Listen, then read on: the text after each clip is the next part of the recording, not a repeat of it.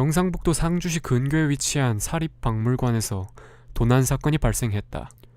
범인은 당당하게 스스로의 정체를 밝히며 범행을 예고하였고, 관장이 거액을 들여 의뢰한 사설 경비업체의 보안망을 비웃듯 간단히 돌파하여 물건을 탈취하였다. 박물관의 전시 예정 물품 중 하나인 현자의 눈동자가 도난당했다는 신고를 받은 경찰은 조사를 위해 현장으로 출동하였다.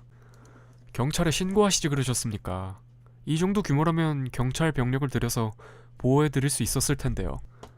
박물관 서버실부터 시작해 안내 프론트, 사무 컴퓨터까지 전부 해킹당한 놈이 보낸 메시지가 띄어져 있더군요. 소름이 돋았습니다.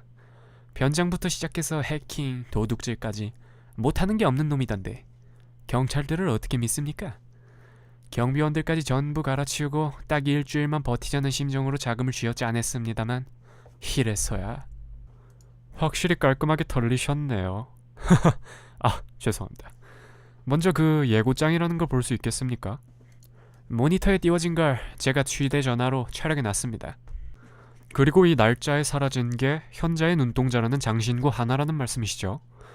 그게 어떤 물건인지 알 수 있을까요? 아, 그것이 1500년 전에 중동에서 넘어온 상납물인데다가 보존 상태도 꽤나 괜찮고, 그래서 가격이 1000만원 전후로 측정되고 있습니다. 역사적 가치를 알려달라는 말이었는데 뭐 됐어. 사용된 보석은 페리도트, 실크로드를 타고 6세기경 중동에서 신라로 넘어온 왕족의 보물. 참, 이런 귀한 물건이 지방사립 박물관에 처박혀 있었다니.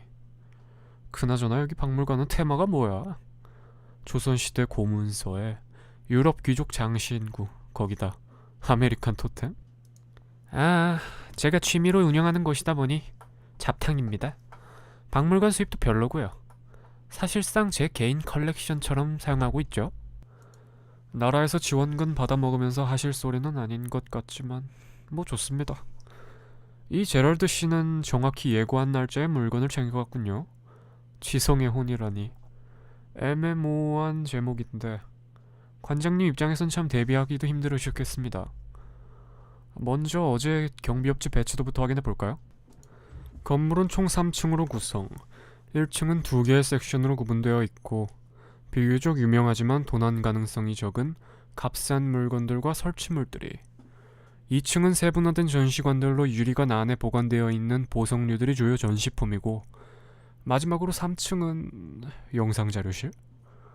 사라진 현자의 눈동자는 2층 구석에 보관되어 있다가 새벽 2시 정각에 일어난 폭발 소리가 들려 가보니 유리는 산산조각 나 있었고 현자의 눈동자는 사라졌다. 폭발 당시에는 바깥에 2명의 경비원이 지키고 서 있었음.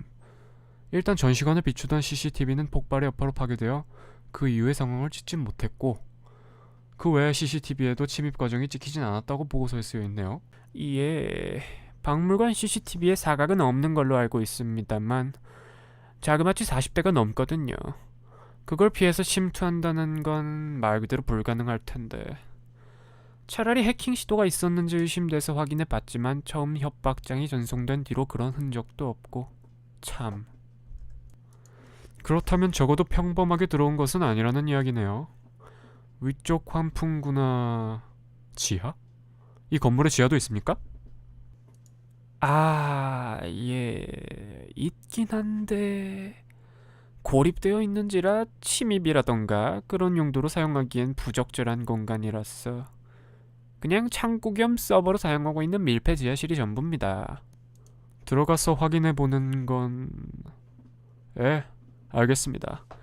저희는 박물관을 수사하러 온 것이 아니라 도난 사건을 조사하러 온 것이니까요. 최근에는 전시회 준비를 위해서 박물관을 아예 폐쇄하고 계셨다고요. 명백하게 들어온 것이 있으면 나간 것이 있을 테고, 이 단계를 거치지 않고 물건을 훔쳐가겠다는 건 물리적으로 불가능한데, CCTV 전량 회수 가능하겠습니까? 일일이 뒤져가면서 찾아볼 수밖에는 없을 것 같은데요. 예, 물론입니다. 다만 일정 기간이 지나면 폐기하는 것이 원칙이라 아마 일주일 이전의 분량은 제공해드릴 수가 없을 겁니다. 일주일 분량이라면 정확히 예고장이 전상되는 당일까지니까 그 전날부터는 폐기됐다는 소리군요. 알겠습니다. 역시 그렇군. 모두 같은 복장을 하고 있었기에 눈치채기가 힘들었던 거야. 나는 폭발 직전의 인원 배치와 직후 우왕좌왕하는 인원들을 일일이 비교 대조하여 단서를 잡아낼 수가 있었다. 총 투입 인원 30명에서 2시 정각의 폭발 직후 혼란한 틈을 타 같은 복장을 한 사내 1명이 더 추가. 그래서 31명. 안타깝지만 어디서부터 끼어든 것인지까지는 잡아낼 수가 없었다. 모두가 같은 복장을 하고 있는 것도 있지만 관장의 이야기와는 다르게 사각은 분명하게 존재함이 틀림이 없었다. 이제 관건은 언제부터 어디에 숨어 있었느냐는 건데, 일주일 사이의 기록에는 전혀 나타나질 않으니 미리 잠입해서 숨어 있었던 것 같지도 않고, 그렇다고 일주일 넘게 숨어 있었다는 것도 말이 안 되고, 역시 그 수상했던 지하실 밖에는 없겠지. 아마 밖에서 들어갈 수 있는 루트가 있었을 거다. 그 사실을 관장이 알고 숨겼는지까지는 알 수 없지만 도둑질에 있어서 가장 중요한 건 사전답사. 적어도 루트 확보와 물건의 확인을 위해 위장을 하고 박물관에 1회 방문했던 것은 확실한데, 일주일 이전의 기록이 없으니 최근 일주일간은 아예 폐쇄되어 쥐새끼 한 마리 드나든 흔적은 없고, 박물관으로 통하는 도로의 CCTV를 간접적으로 조회해보는 수밖에는 없었다. 과속카메라 조회 결과 수상한 점이 한 가지 발견되었다.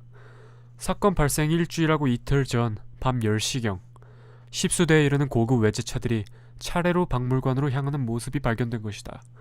그 차량들이 다시 반대 방향으로 돌아간 것은 다음날 오전 점심시간이 돼서였다. 설마...